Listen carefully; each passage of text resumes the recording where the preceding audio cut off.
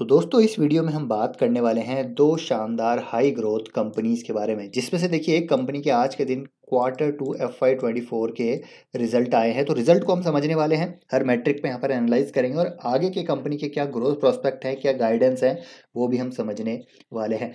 और जो दूसरी कंपनी है उसके रिगार्डिंग भी एक बड़ी अपडेट हमको आती हुई देखने को मिल रही है। और ये जो कंपनी स्मॉल कैप कंपनी है, लेकिन ज़बरदस्त पोटेंशियल है इस कंपनी का। मैनेजमेंट ने क्या कहा है वो भी आपके साथ में साझा करने वाला हूँ। दोनों को टेक्निकल चार्ट पे समझने वाले हैं, ओपिनियन मेरा आपके साथ साझा करने वाला हूँ।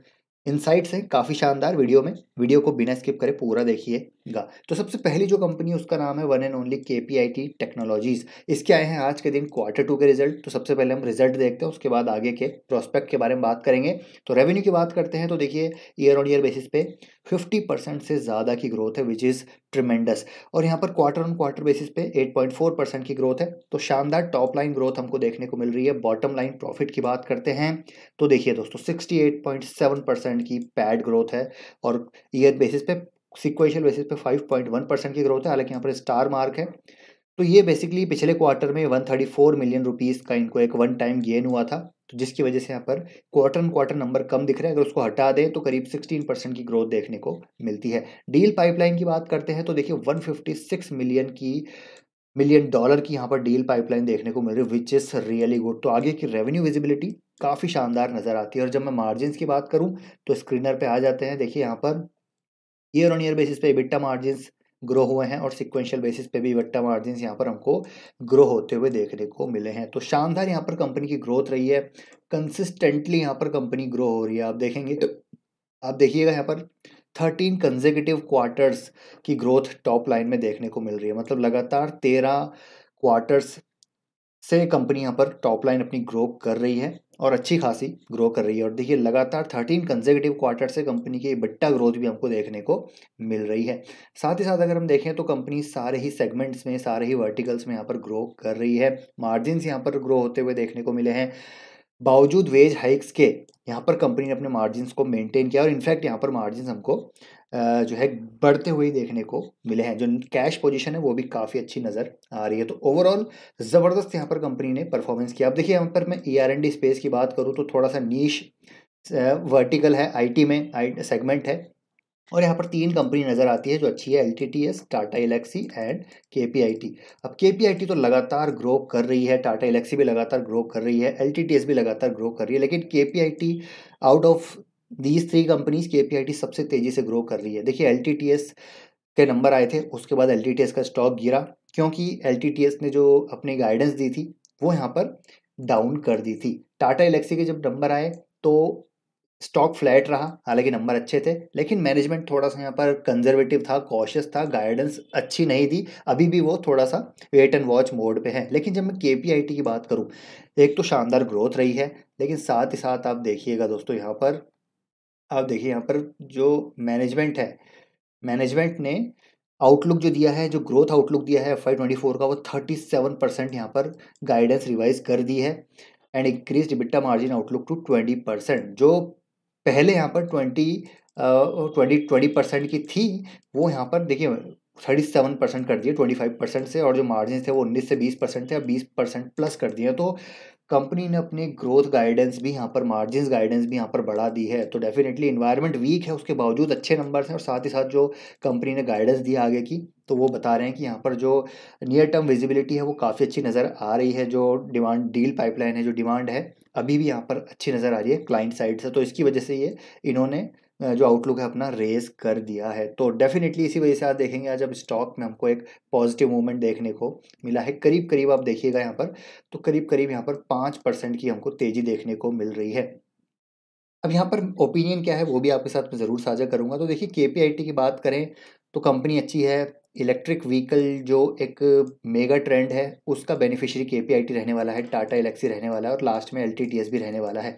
लेकिन जब मैं बात करता हूँ, मैं मेरा पॉइंट ऑफ व्यू आपके साथ साझा करूँगा, तो KPIT की बात करें तो ये स्पेशलाइज्ड है ऑटोमोटिव सॉफ्टवेयर सॉल्यूशंस प्रोवाइड करने में, मोबिलिटी टेक सॉल्यूशंस प्रोवाइड करने में। तो यहाँ पर इसकी स्पेशलिटी है, एम्बेडेड यहाँ पर टेक्नोलॉजीज ये प्रोवाइड करा रहा है और ज़बरदस्त इसका क्लाइंट बेस है across the globe, USA, Europe. अगर मैं बात करूँ, टाटा एलेक्सी भी अच्छी कंपनी है, ये भी ऑटोनोमस सॉफ्टवेयर सोल्यूशन प्रोवाइड कराती है, लेकिन टाटा एलेक्सी थोड़ी सी डाइवर्सिफाइड है, जहाँ पर ये मीडिया, कम्युनिकेशन, हेल्थ केयर में भी सर्विसेज प्रोवाइड करा रही है। और LTTS भी आप सभी को पता है बहुत ज़बरदस्त तरीके से डाइवर्सिफाइड कंपनी है।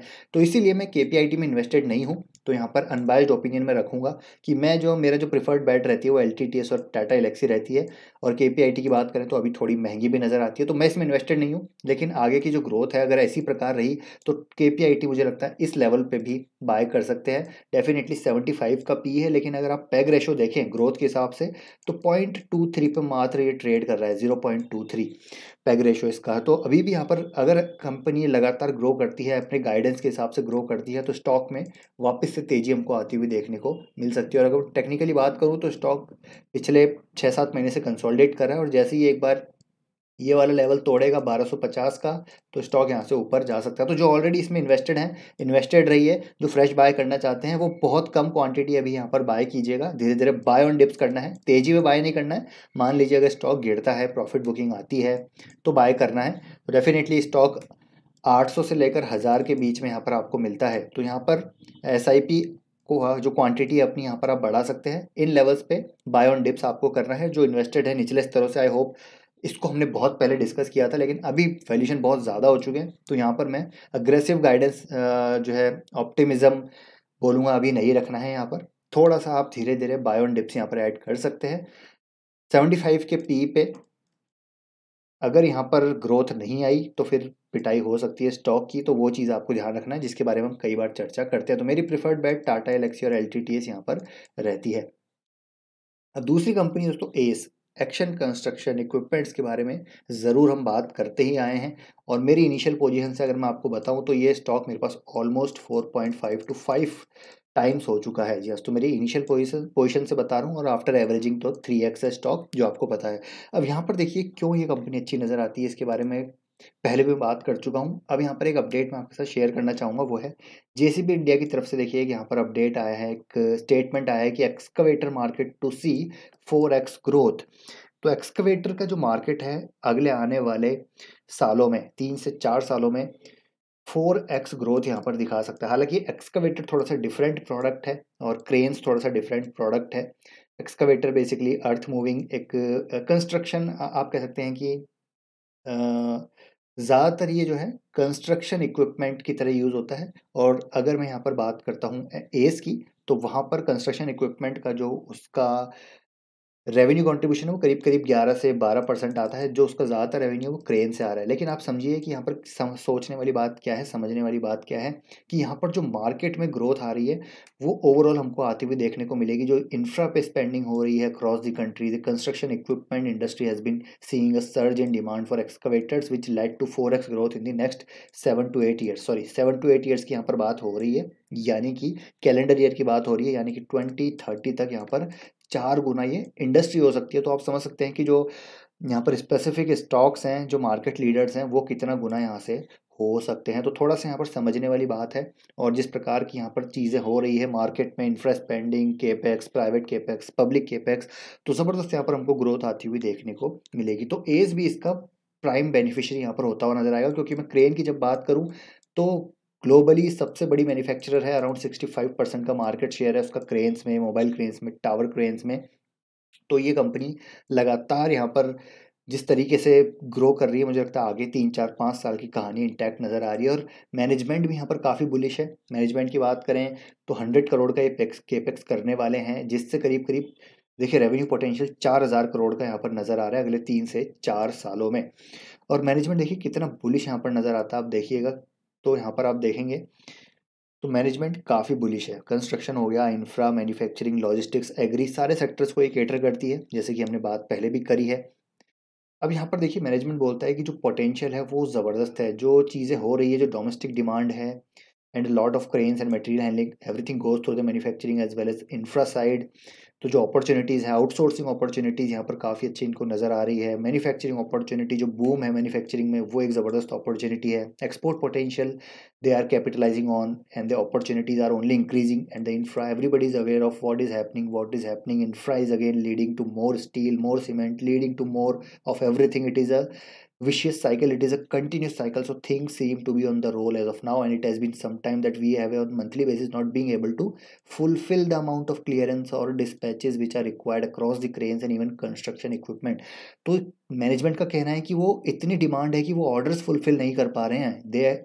they have been on tremendous pressure, and that's why we are expanding this brownfield expansion जो करीब 100 करोड़ का एक एपेक्स कर रहे हैं. इनको मजबूरी में करना पड़ रहा है क्योंकि डिमांड इतनी है कि ये अपनी एग्जिस्टिंग कैपेसिटी से उसको केटर नहीं कर पा रहे हैं. तो आप समझ सकते हैं कि कितना ज़बरदस्त यहाँ पर चीज़ है. अक्रॉस हमारी जो डोमेस्टिक इकोनॉमी अक्रॉस हमको यहाँ पर देखने को मिल रही है. तो डेफिनेटली इसकी वजह से revenue going forward Q3 Q4 में, स्पेशली इन Q4 यहाँ पर बढ़ते हुए देखने को मिलेंगे. तो ये सारी चीज़ें, ये कौन कौन है पिछले क्वार्टर की, जो आप पढ़ के यहाँ पर आप आइडिया लगा सकते हैं कि कितना ज़बरदस्त यहाँ पर जो है डिमांड है. और आप एस की क्रेन्स हर जगह आप देखेंगे, कमेंट करके ज़रूर बताइएगा एस की क्रेन्स कितनी दिखती है हमको. टावर क्रेन्स, मोबाइल क्रेन्स लगातार आप देखेंगे तो दिखती ही है. तो रिजल्ट भी आने वाले हैं 8 या 9 नवंबर को इसके रिजल्ट आने वाले हैं, और आप देखिएगा तो यहाँ पर स्टॉक कंसोलिडेट कर रहा है और एक ज़बरदस्त यहाँ पर पेस बना इस सपोर्ट का 684 का, और यहाँ से स्टॉक ऊपर जा रहा है. तो जैसे ही अपना ऑल टाइम हाई क्रॉस करेगा फिर से ये स्टॉक मेरे को लग रहा है 1000 तक जाने का पूरा पूरा पोटेंशियल रखता है. तो इसको आप बाय ऑन डिप्स कर सकते हैं. रिजल्ट का वेट करना मुझे लगता है चाहिए. रिजल्ट में थोड़ी सी भी परेशानी आई, हालांकि मुझे लगता है ग्रोथ तो ज़रूर आएगी, लेकिन अगर एस्टिमेट्स के अकॉर्डिंग नहीं आए नंबर तो गिर सकता है स्टॉक, और वही मौका होगा बाइंग करने का. अगले 3 से 4 साल का नज़रिया रख के एस को बाय यहाँ पर किया जा सकता है. तो ये हैं दोस्तों 2 स्टॉक जो अच्छे नज़र आते हैं. आपका ओपिनियन क्या है दोनों स्टॉक्स में, मुझे कमेंट करके ज़रूर बताइएगा. और अच्छा लगा वीडियो लाइक कीजिएगा. मिलते हैं नेक्स्ट वीडियो में. Till then take care, bye bye.